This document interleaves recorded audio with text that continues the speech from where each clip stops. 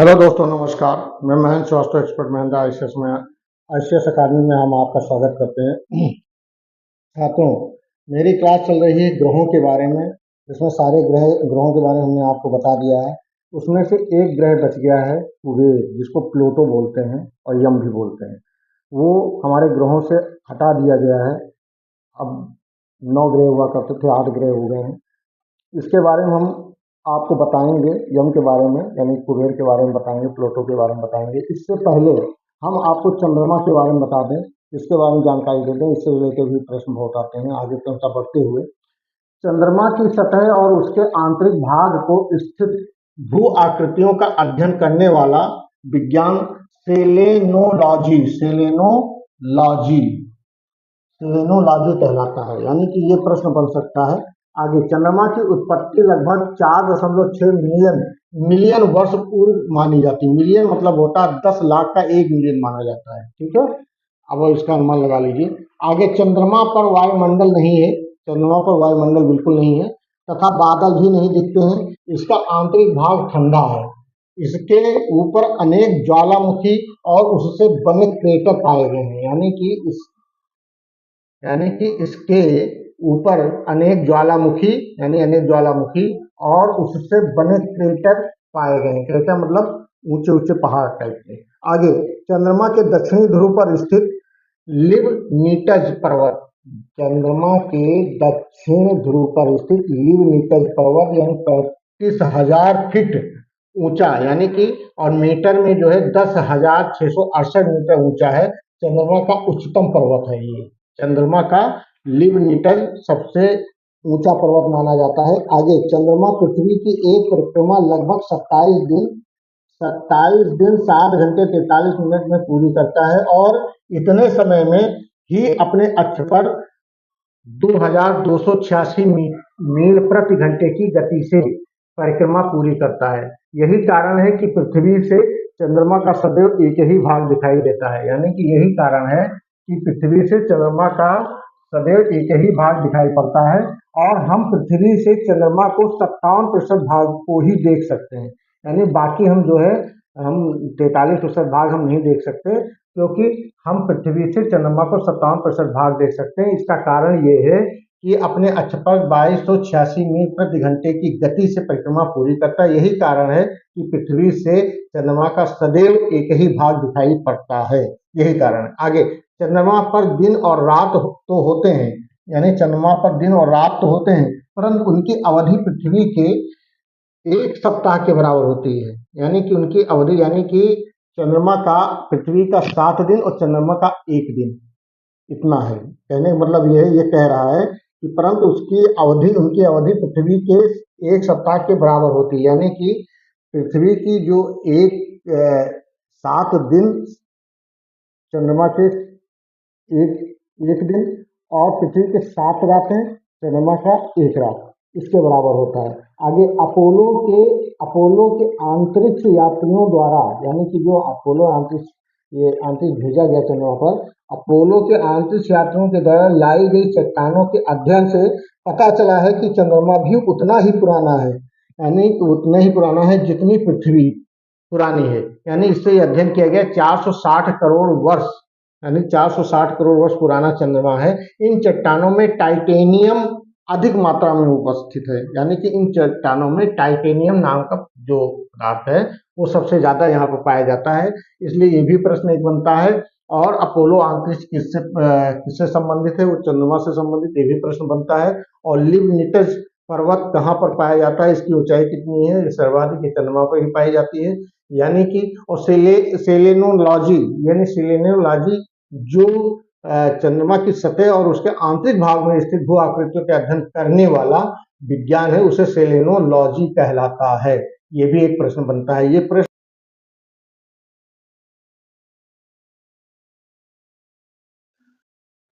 चंद्रमा पर काले धब्बे वाले क्षेत्र धूल के मैदान को शांति सागर कहते हैं। यानी चंद्रमा पर काले धब्बे वाले क्षेत्र धूल के मैदान को शांति सागर कहते हैं। ये चंद्रमा का पृष्ठ भाग है जो अंधकारमय होता है। चंद्रमा के इसी भाग पर प्रथम मानवयुक्त चंद्रमा पर अपोलो 11 20 जुलाई 1969 को उतारा गया था, जिससे जिससे नील आर्मस्ट्रांग तथा एडविन बज एल्ड्रिन चंद्रमा की सतह पर उतरे थे। यानी ये पहली बार ही उतरे थे चंद्रमा की सतह पर, और ये भारत के नहीं विश्व के सबसे पहले व्यक्ति थे नील आर्मस्ट्रांग। आगे, चंद्रमा एवं पृथ्वी के मध्य की औसत दूरी 3,84,000 किलोमीटर है, क्योंकि चंद्रमा पर वलयाकार कक्षा में पृथ्वी की परिक्रमा करता है। यानी कि 3,84,000 किलोमीटर है इसकी दूरी, चंद्रमा पृथ्वी की दूरी की औसत दूरी है, क्योंकि चंद्रमा पर वलयाकार कक्षा में पृथ्वी की परिक्रमा करता है, इसलिए पृथ्वी एवं चंद्रमा के बीच की दूरी बदलती रहती है। सुपर मून यानी एक सुपर मून है, वो स्थिति है जब किसी पूर्णिमा को चंद्रमा अपनी दीर्घ वृत्तीय कक्षा में पृथ्वी के निकटतम बिंदु व उसके समीप स्थित होता है, तो इसे पेरिजी फुल मून या सुपर मून कहा जाता है। पेरिजी या फुल मून या सुपर मून कहा जाता है। किस लिए कहा जाता है? क्योंकि ये वो स्थिति है जब किसी पूर्णिमा को चंद्रमा अपनी दीर्घ वृत्तीय कक्षा में पृथ्वी के निकटतम बिंदु व उसके समीप स्थित होता है, तो इसे पेरिजी फुल मून सुपर मून कहा जाता है। इसमें चंद्रमा 14% ज्यादा बड़ा एवं 30% अधिक चमकीला दिखाई देता है। यानी 14% बड़ा और 30% अधिक चमकीला दिखाई देता है। सुपर मून शब्द सर्वप्रथम अमेरिकी खगोलविद रिचर्ड नोल्ले द्वारा वर्ष 1979 में प्रयोग किया गया था। ये 7 अप्रैल 2020 को विश्व के अनेक भागों में पिंक सुपर मून की परिघटना देखी गई। चंद्रमा मूलतः गुलाबी रंग का नहीं होता है। पिंक सुपर मून मात्र एक नाम है, यानी कि पिंक सुपर मून एक नाम है, जो अमेरिका और कनाडा में बसंत ऋतु में खिलने वाले पिंक वाइल्ड फ्लावर के नाम पर रखा गया था। यानी कि इसका नाम जो है पिंक वाइल्ड फ्लावर के नाम से रखा गया था, क्योंकि ये कनाडा और अमेरिका में बसंत ऋतु में खिलता है, इसका नाम दिया। ब्लू मून, एक कैलेंडर माह में जब 2 पूर्णिमाएं हों तो दूसरी पूर्णिमा का चांद ब्लू मून कहलाता है। यानी कि ब्लू मून एक कैलेंडर माह में जब 2 पूर्णिमाएं हों तो दूसरी पूर्णिमा का चांद ब्लू मून कहलाता है।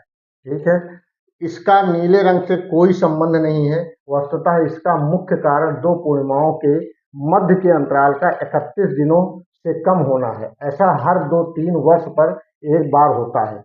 जनवरी 2 या 31 जनवरी 2018 में ब्लू मून की स्थिति देखी गई है। ठीक, ये प्रश्न बहुत ही इंपॉर्टेंट है, ये आ सकता है। आगे, ब्लू मून ईयर, यानी ब्लू मून ईयर जब किसी वर्ष विशेष में 2 या 2 से अधिक माह ब्लू मून के होते हैं तो उसे ब्लू मून ईयर कहलाता है। जैसे कि वर्ष 2018 में ब्लू मून ईयर था। ठीक, अब ब्लड मून जो है, जब पृथ्वी चंद्रमा पर पूर्ण छाया डालती है तब पूर्ण चंद्रग्रहण की स्थिति उत्पन्न होती है। इसमें चंद्रमा का रंग लाल हो जाता है। इसे ही ब्लड मून रक्त चंद्र कहा जाता है। लगातार 4 पूर्ण चंद्रग्रहणों को ब्लड मून की संज्ञा दी गई है। यानी कि लगातार 4 पूर्ण चंद्र ग्रहों को ब्लड मून की संज्ञा दी गई है। ये भी इंपॉर्टेंट प्रश्न है, यानी कि पॉइंट है। 4 पूर्ण चंद्र ग्रहों को टेट्राड भी कहा जाता है। पूर्ण चंद्रग्रहण एक दुर्लभ परिघटना है, यानी पूर्ण चंद्रग्रहण एक दुर्लभ परिघटना है। सुपर ब्लू ब्लड यानी सुपर ब्लू ब्लड क्या है? 31 जनवरी 1918 को एशिया में सुपर मून, ब्लू मून और ब्लड मून की खगोलीय घटना एक साथ देखी गई। यानी कि 31 जनवरी 1918 को एशिया में सुपर मून, ब्लू मून और ब्लड मून की खगोलीय घटना एक साथ देखी गई। इस घटना को सुपर ब्लू ब्लड मून की संज्ञा दी गई। यानी कि सुपर ब्लू ब्लड मून की संज्ञा दी गई। ये चंद्रमा के बारे में जो इम्पोर्टेंट पॉइंट है, ये इससे प्रश्न बनते हैं तो की परीक्षाओं में। चंद्रमा प्रथम, इसरो ने आंध्र प्रदेश के श्रीहरिकोटा स्थित सतीश धवन उपग्रह प्रक्षेपण केंद्र से ध्रुवीय अंतरिक्ष प्रक्षेपण यान PSLV C11 के माध्यम से चंद्रयान प्रथम को चंद्रमा की कक्षा में 22 अक्टूबर 2008 को सफलतापूर्वक स्थापित कर दिया था। आगे चंद्रयान पर नजर रखने हेतु ब्यालालू में Indian deep space network centre की स्थापना की गई। इससे वर्ष 2012 में लैंडर रोवर उपकरण की सहायता से चंद्रमा के दक्षिणी ध्रुव में स्थित क्रेटर पर हाइड्रोकार्बन उपस्थित होने की पुष्टि हुई।